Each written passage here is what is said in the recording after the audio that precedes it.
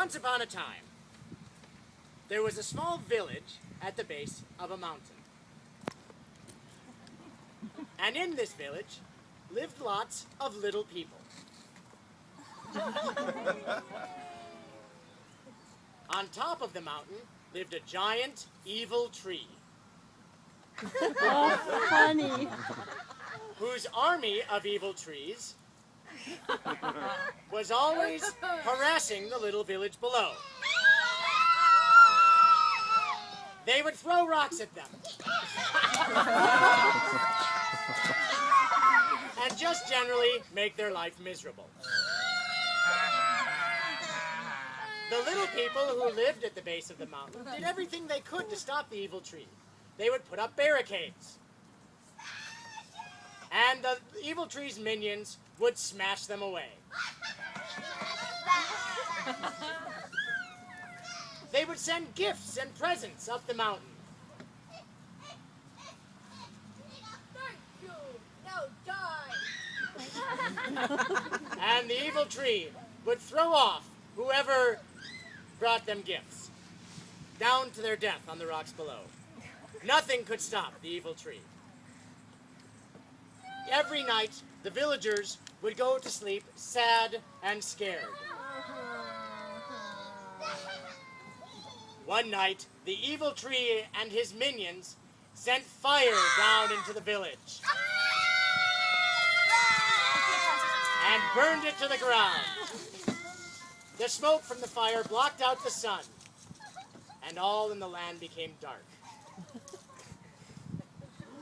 The villagers, cold and without any houses, decided to dig a hole in the base of the mountain and to live deep in the heart of the mountain.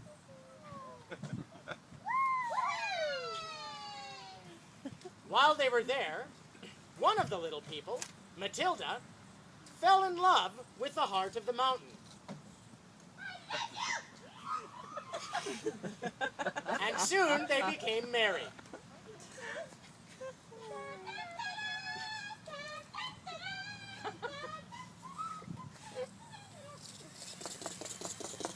Not long after, a flock of 5 dragons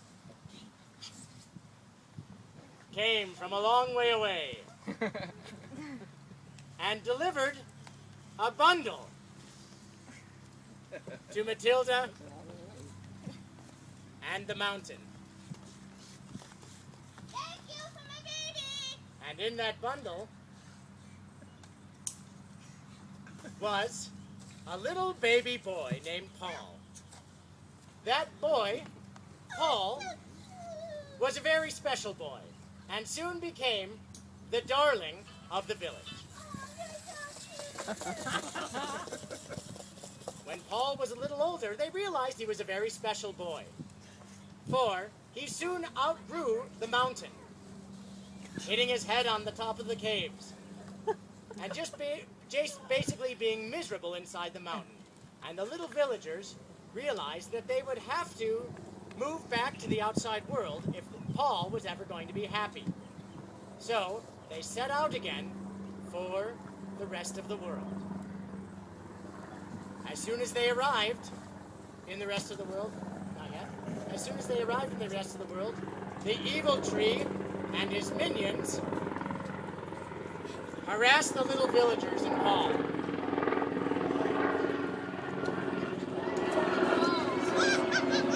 And they ran away to a safer place. A place guarded by helicopters.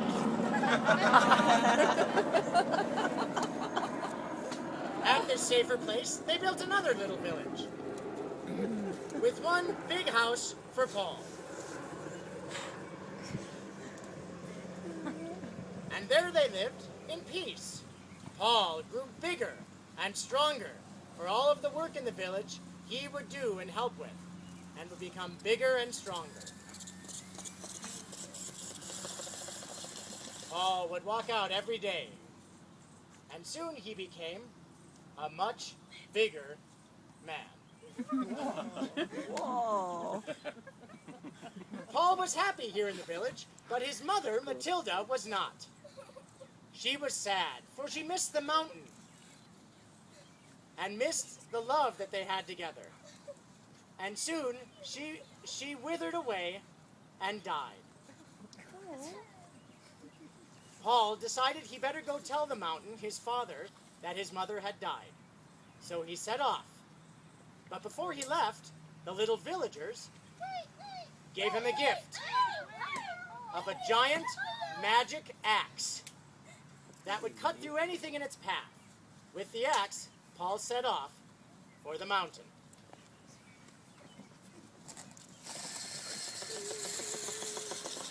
On his way to the mountain, Paul discovered, in a snowy landscape, he heard the mooing of a cow, reached beneath the snow, and pulled out a giant blue ox named Babe. I'm Babe. This ox had been buried in the snow by the evil tree, for the ox was the only creature on earth that was strong enough to defeat the evil tree and his minions. Paul and Babe instantly became the best of friends and began wrestling in the snow. Lakes and streams forming wherever they hit the ground. Paul and Babe set off to the base of the mountain. The evil tree, high on the top of the mountain, heard word of Paul and Babe's arrival. They're coming to go get you, so yeah, you better run. What? And the evil tree sent a terrible blizzard. A terrible, terrible blizzard out to stop Paul and Babe. Paul and Babe became entangled in this blizzard, caught, which made their life miserable. They trudged through the snow for weeks and weeks and weeks, harassed by the blizzard, growing more and more tired, more and more tired. It seemed like their journey would never, ever end. Paul's axe became heavy, and as he dragged it, he formed rivers behind him. Rivers where the axe had been drugged. Finally, Paul and Babe became so tired in this blizzard that they collapsed under the sheer weight of the snow and were buried. The mountain saw all of this and became angry. With a giant crack, the top of the mountain flew off, and a geyser of flame erupted from the top of the mountain and set forth over the snow, melting everything in its path. It melted the snow on top of Paul and Babe and set them free. And eventually went somewhere else. Yes, the snow melted and they were free. They woke up and set forth for the mountain once again. The evil tree saw what the mountain had done and became angry and sent its roots deep into the heart of the mountain.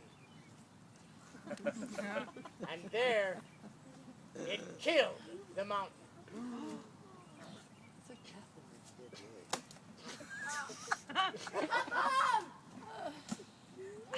It strangled the mountain to death, yes. And the mountain gave a mighty groan and died. The evil tree laughed, for it thought it had destroyed the last of everything that could ever defeat it. But then, Paul and Babe arrived. Paul came to tell news to his father, but then discovered that the mountain was dead. He called out to the evil tree. Where are you? Army, attack! The evil tree sent its minions to attack Paul and Babe. They came crashing down the mountainside, but Paul destroyed every one of them with a swing of his mighty axe.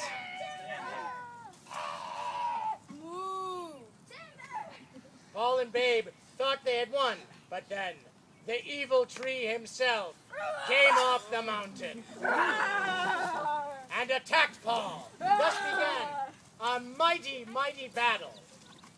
where the evil tree and Paul fought for days and weeks and years, struggling there beneath the base of the mountain.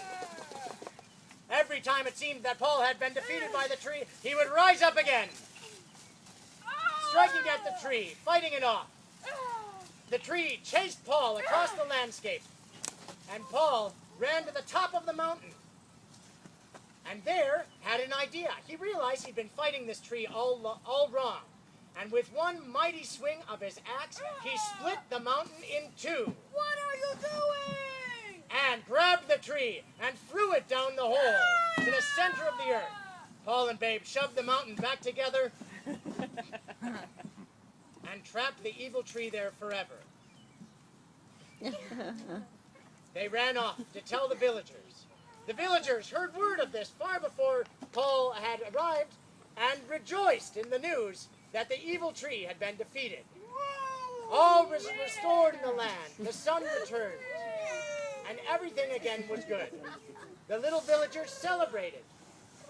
And Paul and Babe began a trek across the world. Get the boots. Paul and Babe began a trek across the world, going on adventures, having fun together. Yeah, go ahead. Having fun together. That's okay. Babe can wait for Paul just a moment. Having fun together and being on the lookout for any evil trees that they would encounter again. But before they set off on these adventures, Paul and Babe were sure to first stop by the ocean, where they went in for a dip. Oh boy. The end. Wow! Yay! Come on out and think about it. Come on out.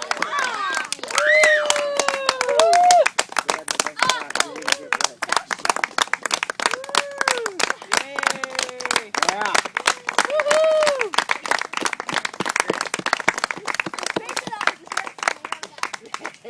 Great. So thank you all very much Very again for good. coming. If any of you are headed back that way, we could use help bringing some things back. We carted a bunch of stuff out. But otherwise, the kids were just